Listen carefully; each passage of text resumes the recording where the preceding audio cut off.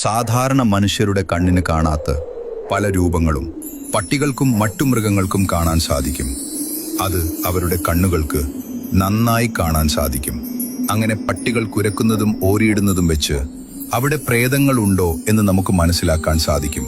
അങ്ങനെ കണ്ടുപിടിക്കാൻ 3 കാര്യങ്ങൾ ഞാൻ പറയാം. ഓർമ്മയിൽ വെക്കണം. അതിൽ മൂന്നാമത് ഞാൻ പറയുന്നത് വളരെ ഗൗരവമുള്ളതാണ്.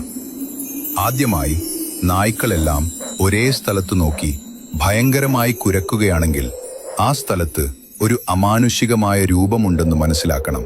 രണ്ടാമത്, ദൂരേക്ക് നോക്കി നല്ലതുപോലെ കുരയ്ക്കുന്ന ഒരു പട്ടി പെട്ടെന്ന് കുര നിർത്തി വാലും താഴ്ത്തി ഓടിപ്പോയാൽ അവിടെ ഒരു ദുഷ്ടശക്തി നടന്നു വരുന്നു എന്നർത്ഥം. മൂന്നാമത്, നായ്ക്കൾ ഓരിയിടുന്നത് അത് ചുമ്മാതെയല്ല, അതും ഒരു സാധാരണ ശബ്ദമല്ല.